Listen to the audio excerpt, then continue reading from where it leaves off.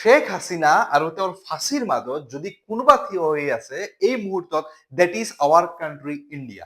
As expected on 17th of November, international crimes tribunal বাংলাদেশে যি ৰায়দান কৰিলে শেখ হাসিনাৰ গোচৰসমূহৰ বিৰুদ্ধে, তাতে শেখ হাসিনাক মৃত্যুদণ্ডৰ শাস্তি বিহা হল। এতিয়া প্ৰশ্ন উদয় হৈছে, শেখ হাসিনাৰ হাতত বাচিবৰ কাৰণে কি কি ৰাস্তা আছে? শেখ হাসিনা কি বাংলাদেশৰ সুপ্ৰিম কোৰ্টলৈ যাব নেকি? বা ভাৰতবৰ্ষই কি শেখ হাসিনাক প্ৰত্যাৱৰ্তন কৰিব নেকি বাংলাদেশৰ হাতত? এই গোটেইখিনি সম্পৰ্কে আজি আমাৰ ভিডিঅ'টোত আমি ডিছকাছ কৰিম।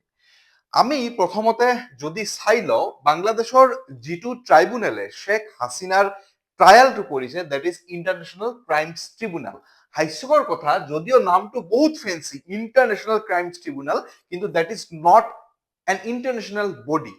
আৰু ইণ্টাৰেষ্টিংলি, ইণ্টাৰনেশ্যনেল ক্ৰাইমছ ট্ৰিব্যুনেল যিটো বনাইছিলে, সেই ট্ৰিব্যুনেলটো গঠন কৰিছিল আকৌ শেখ হাসিনাই ইন দ্য ইয়াৰ 2009।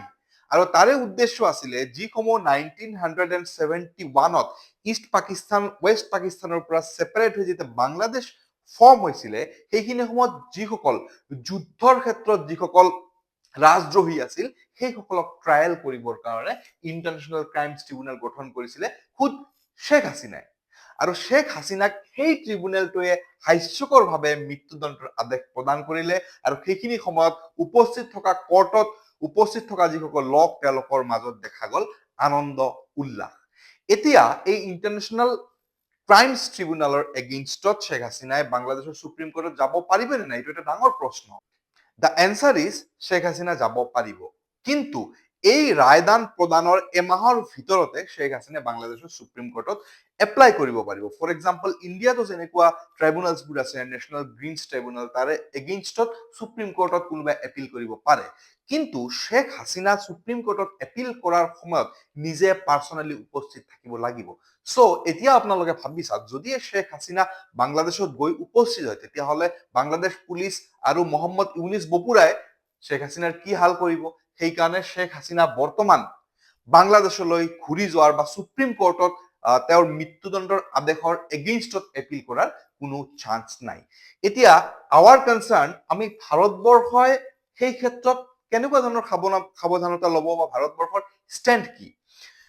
বাংলাদেশে শেখ হাসিনাৰ যেতিয়া ইণ্টাৰনেশ্যনেল ক্ৰাইমছ ট্ৰাইব্যুনেলৰ দ্বাৰা মৃত্যুদণ্ডৰ আদেশ প্ৰদান কৰিলে, তাৰ লগে লগে ভাৰত চৰকাৰৰ ওচৰত হেঁচা প্ৰদান কৰিছে যে যিহেতু ইণ্ডিয়া আৰু বাংলাদেশৰ এখন এক্সট্ৰাডিশ্যন ট্ৰিটি আছে, অৰ্থাৎ যদি ভাৰতবৰ্ষৰ কোনোবা দোষী অপৰাধী বাংলাদেশত গৈ লুকাই থাকে, বাংলাদেশে ভাৰতবৰ্ষক প্ৰত্যাৱৰ্তন কৰিব লাগিব। আৰু যদি বাংলাদেশৰ কোনোবা অপৰাধী ভাৰতবৰ্ষত লুকাই থাকে, তেতিয়াহ'লে ইণ্ডিয়াই হেণ্ড অভাৰ কৰিব লাগিব টু বাংলাদেশ।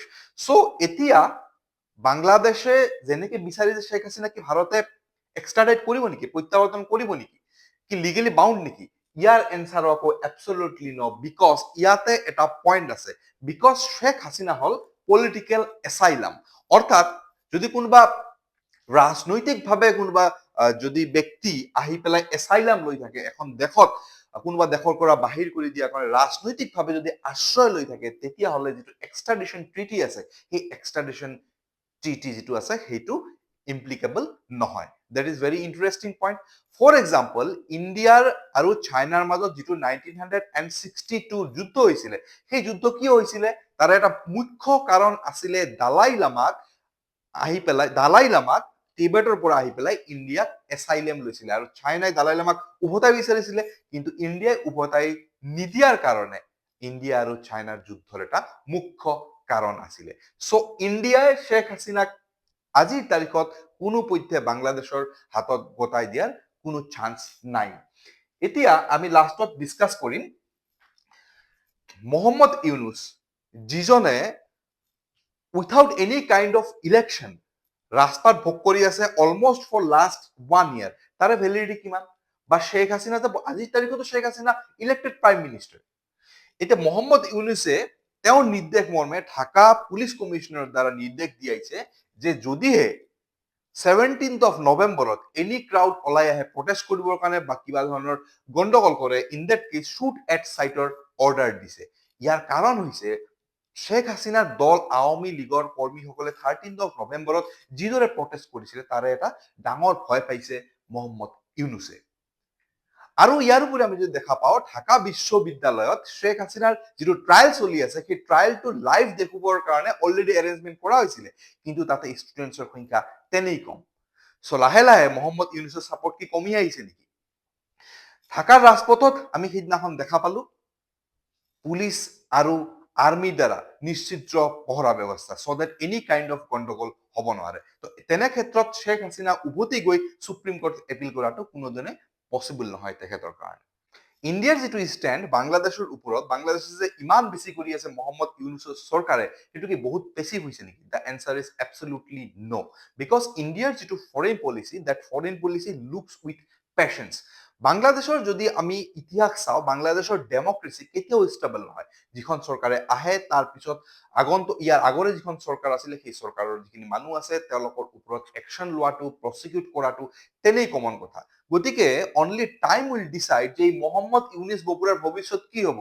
কি জানিবা কালি পৰহি আকৌ আওয়ামী লীগৰ কৰ্মীসকলৰ দ্বাৰা এনেকুৱা এটা আন্দোলন হ'ব পাৰে, শ্বেখ হাছিনা আকৌ কি জানিবা বাংলাদেশৰ পলিটিক্সত এন্ট্ৰি মাৰিব, আৰু এই মহম্মদ ইউনিছ যিজনে without any kind of election তেওঁ বাংলাদেশৰ ৰাজপাট ভোগ কৰি আছে, কি জানিবা তেওঁ এদিন পলাই পত্ৰং দিব লাগিব। চ' টাইম উইল চে, time will decide what happens in Bangladesh. আৰু কাৰেণ্ট এফেয়াৰ সম্বন্ধীয় এনেকুৱা ইনফৰমেশ্যনৰ কাৰণে মোক ফ'ল' কৰিব। ধন্যবাদ। জয় অসম, জয় হিন্দ।